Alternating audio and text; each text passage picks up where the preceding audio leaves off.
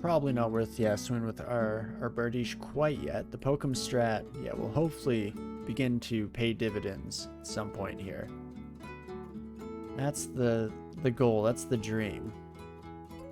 At the very least, you, my friend, can definitely come say hello. Same with you. In fact, let's just take you upstairs. Play this as safe as we possibly can. I know I'm not a huge fan of stair dancing, but when push comes to shove, if needs must, then I'm not going to turn my nose up at any potential options for our continued survival. There you are, Mayman. I was hoping we could get you a little bit more vulnerable on your lonesome. Fantastic. Yeah, I was worried that was going to happen. Whoopsie daisies. Forgot exactly how our pathing works out there, but not the end of the world by any stretch of the imagination, and we can continue just blasting our way through these sons of guns. Okie dokie. And here we go. Naga. I mean, sure, I don't have poison resistance, and I definitely should have been thinking of that on the forefront as soon as this encounter began. But on the flip side, sons of guns are slow as hell, brother. So, can kind of lay some tracks for the future. In fact, here, let's stop here. And as long as we're far outside their range, excuse me, sir. That Naga got a little too smart for their own good for a moment there. Yikes. But nothing we can't handle. Oh, right. These kiddos are still around. What was I thinking? Gotta pay attention to our pack friends here, and with that we can bring this kiddo upstairs and we can engage in the tried and true landmines till cows come home, maybe?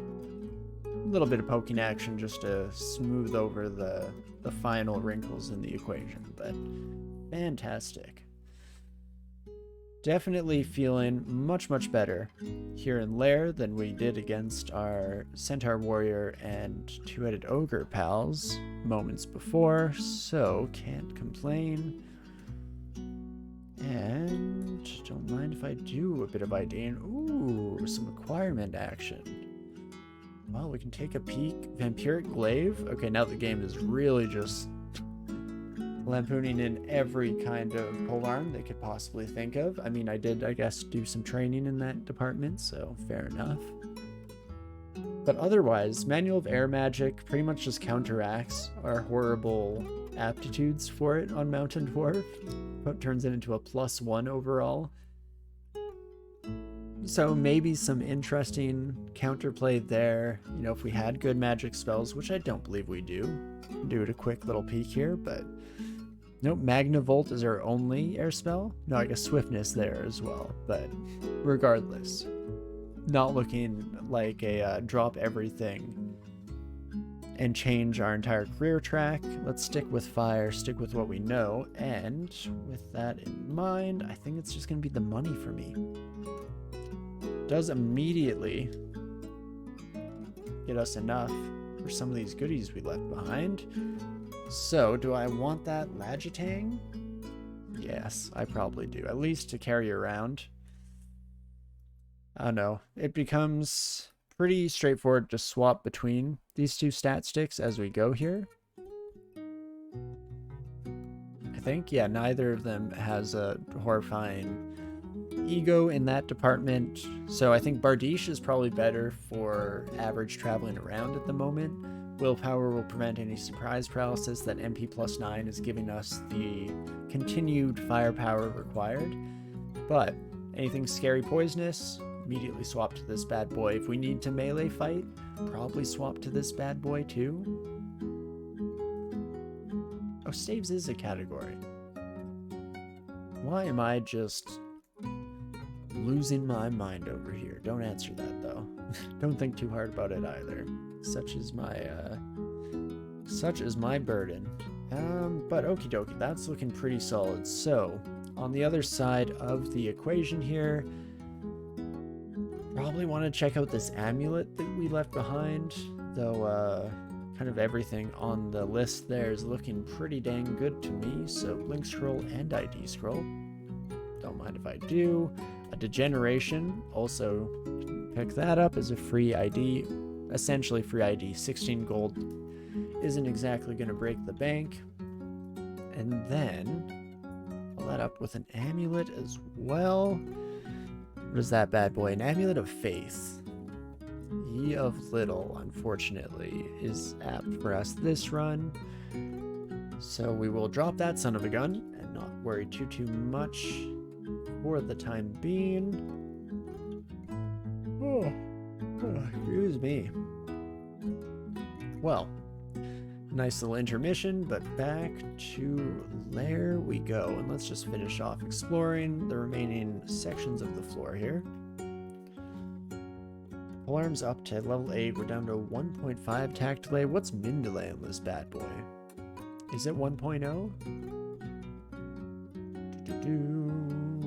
Min tack delay is actually 0.7. Okay.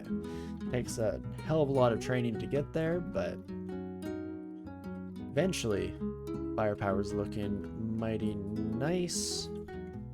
And very stupidly fighting these kids using the Bardiche when I should probably do a little bit of fire magic action. That is what we did our master's degree in, of course.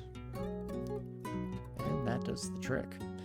Hearing the bellows right before we went upstairs does mean, in my mind, that death yaks are on the horizon, bearing down on us as we speak.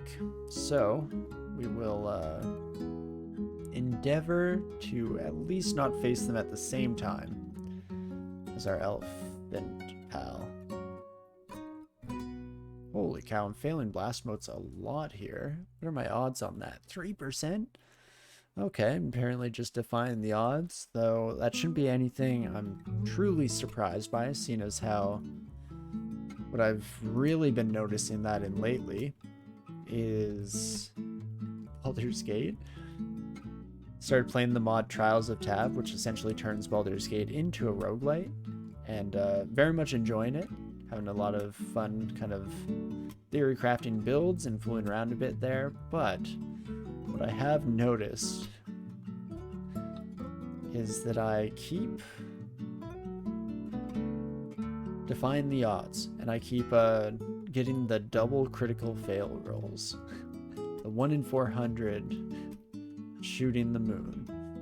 But okie dokie, let us leave you by the wayside, my other deathly pal, and we'll just rest up, recuperate, get ourselves feeling better. Yeah, Baldur's Gate 3 mod. Trials of Tav. Really fun how they put together. It's essentially you constantly are going back to campsite. There you can, of course, get anything set up, and then when you try to leave camp, it just drops you into a random map with a combat encounter of kind of spawning in waves of enemies. And yeah, it's a very good time. Now you have it on PS5, probably no mods for that version. Sounds really fun though. Not this mod, though. Console's now got the in-game mod manager update, right? That came with like patch 7 on PC, I believe. I know I see lots of posts on the Baldur's Gate Reddit about people talking about the latest releases for mods on console, but yeah, unfortunately the Trials of Tav mod does require full like script extender functionality, which is not currently at all supported by the in-game mod manager. So consoles unfortunately won't have access to this one quite yet, but not that it's the end of the world. I mean, when you have something like Baldur's Gate, there's enough content to go around. Mods can definitely add a certain layer of fun and friendship, but not strictly necessary by any means. I mainly was exploring that one because my brother mentioned it to me and I wanted to try it. Supports multiplayer as well, so we were having some fun with that. But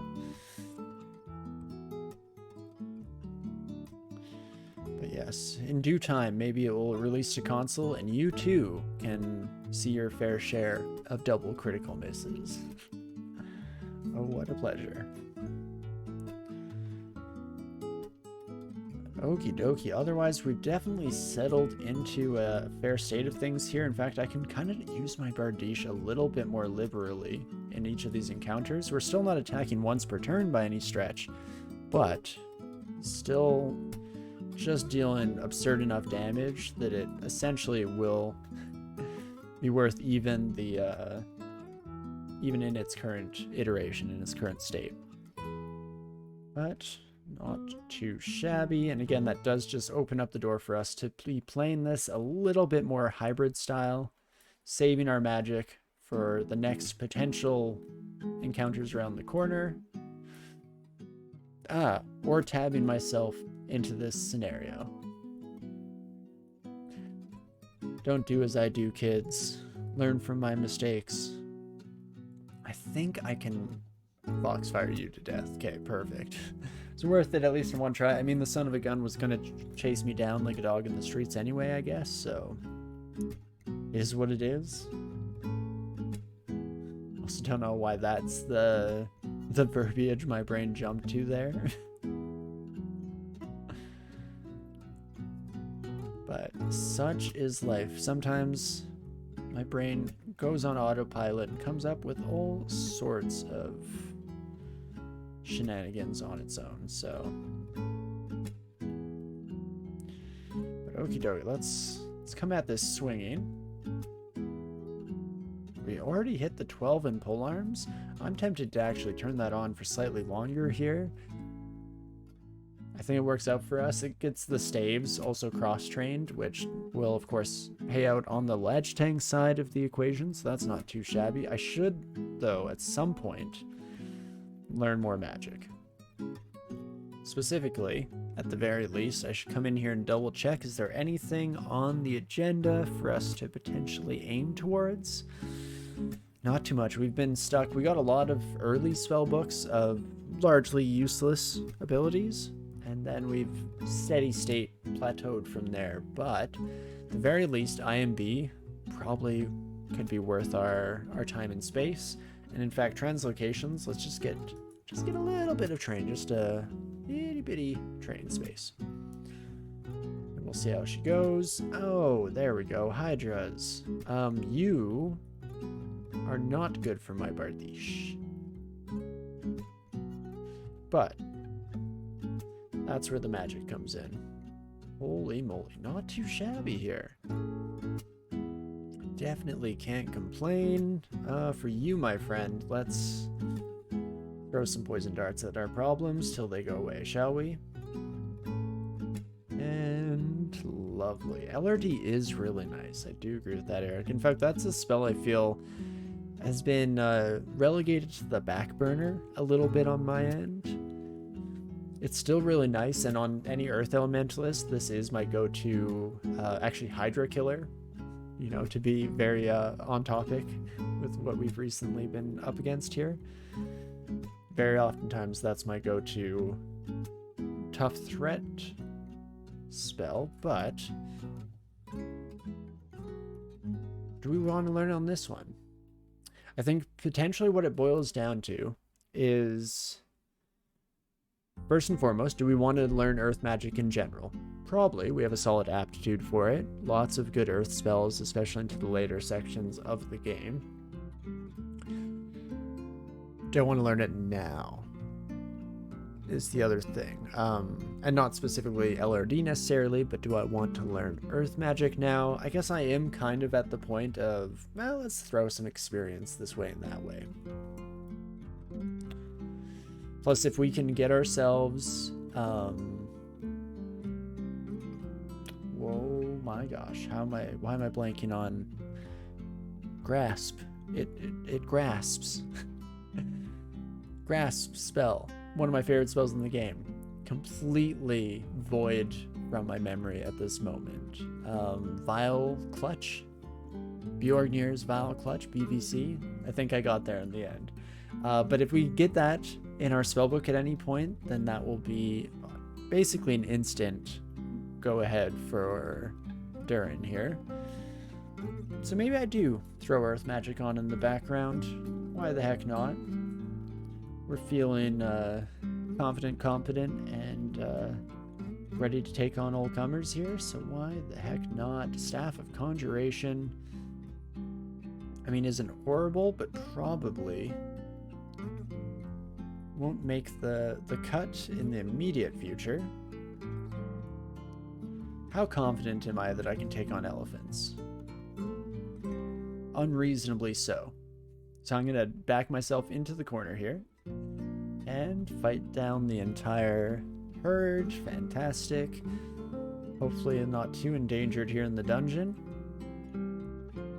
Don't have to feel horrible about our misdeeds, as it were, but at least take care of the problem. I'm worried that one elephant is going to pop around.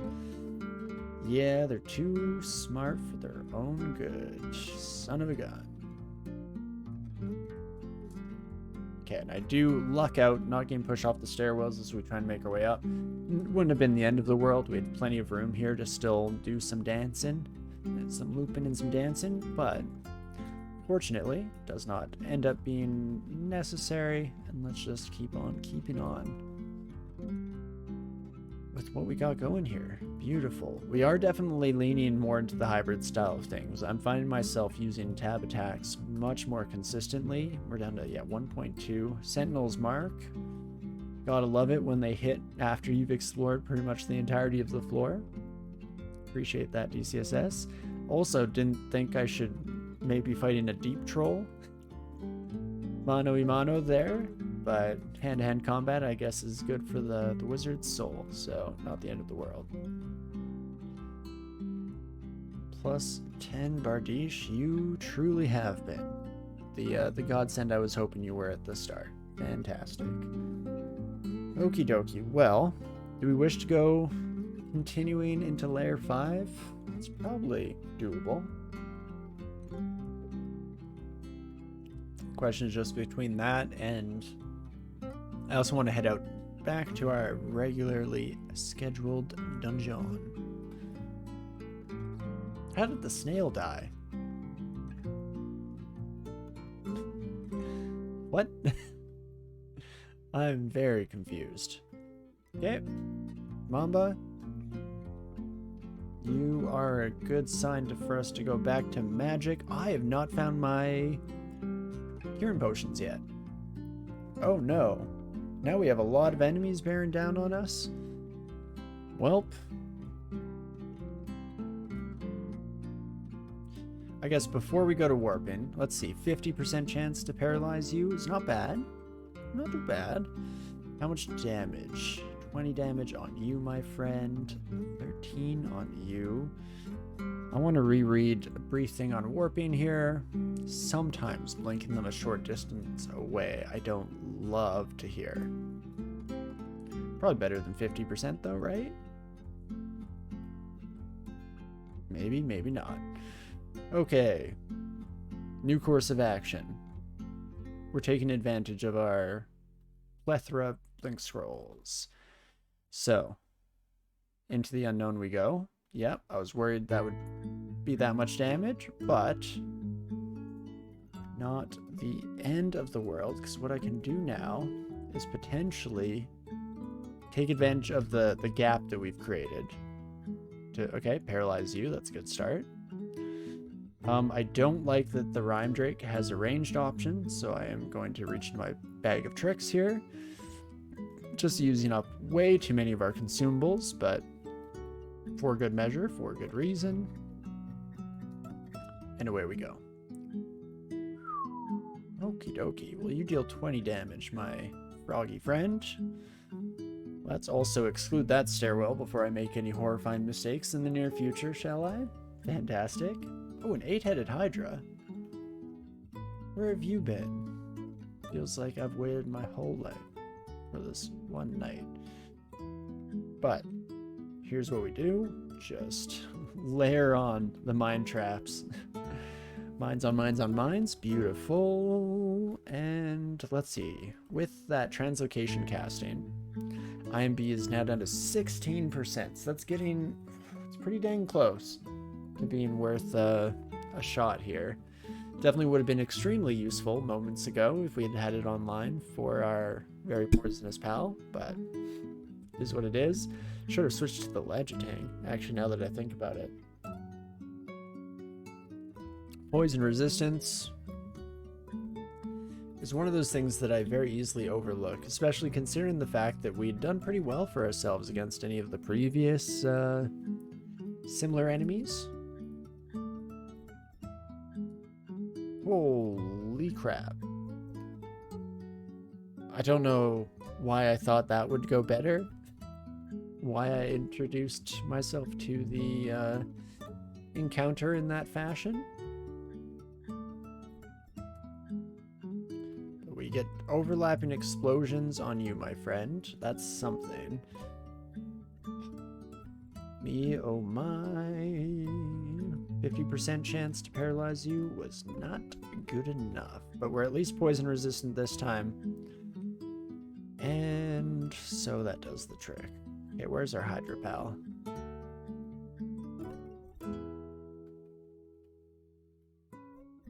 Okay, I do get hit by my own blast. Probably should be slightly careful about how I set those up, but hey, why ever learn from your mistakes? Instead, you should just skirt by on luck itself. Okay, I can get out of here in a moment's notice. So rampaging or berserking, I guess, not the end of the world. I've decided, complete my own volition, of course, not in any way due to what we faced there. Decided, let's get the heck out of there, shall we? Back out to regularly scheduled dungeon. Again, we should be in a much better spot to face off against those out-of-depth buddies down yonder. Forget the floor, and let's find you. The Centaur Warrior is the one I am most concerned about, just because there are a lot of specific configurations we could find ourselves in that would result in some problematic encounters with our horsey friend, our equine pal, our hooked compatriot, as come to know and love them. There we go. Beautiful. And now we're back to reality. Oh, there goes gravity. Oh, he's so mad, but he won't give up that easy. You know how it is here in the dungeon. But perfect. If we can find ourselves a much better amulet, I'd definitely be jonesing for that, as well as what I'd very much like to see is a little bit of boot action, because that's a very easy slot for us to put an entry into and get an immediate benefit in our overall survivability. So fingers crossed that we do eventually see that come to pass. Oh me, oh my. You sometimes forget when you've been in the trenches for so long, not even that long, but long enough, I guess. You do very quickly find yourself forgetting what the regular dungeon feels like. I'm going to buy a crap ton of potions here, though. In fact, I'm going to mark all those to potentially pick up in our future. And I should actually also be IDing everything, giving us the tools that Scroll of Butterflies could have very easily saved our lives in that recent encounter, so, and would have been much preferable compared to the 2 blink scrolls and 2 heal wounds that we spent instead. So, something to be said for that. Beautiful. Anything slow moving shouldn't be too much of an issue for us with the blast motes, able to punch above their weight class over time, so that's fantastic. And not too shabby here. Once went the entire game till Zot without realizing you never equipped a cloak. I mean, that definitely sounds like something that, even if I don't recognize that I've done in the past, sounds like something I've done in the past for sure. So I feel you there. Oh no, when you're stuck in the heat of the moment, especially if you're having a good run, like this one, I maybe should have recognized those ID scrolls a bit earlier because we were struggling in Layer 5. But when you're just cruising through the dungeon, there's not a care in the world, you're laughing, we're all having a good time. It's very easy to forget. I've like worn one ring for an absurd length of the game before for similar reasons, but it is what it is. And on our side of the equation here, what do we wish to train?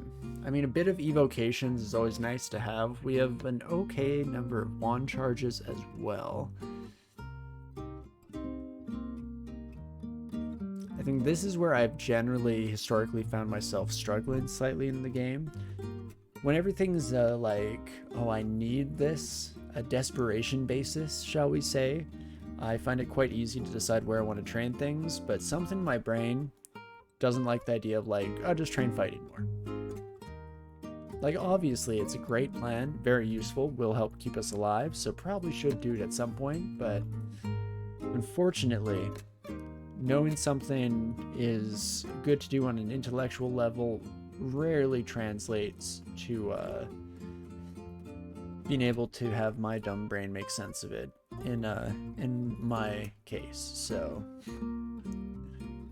let's ignore all good sense, reasoning, and logic, and instead we'll just continue trekking ahead full bore, full speed, not a care in the world.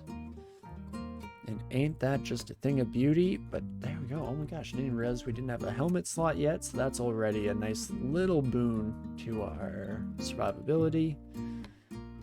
In fact, for a caster, 16 armor class is, of course, just absurdly solid, so shouldn't complain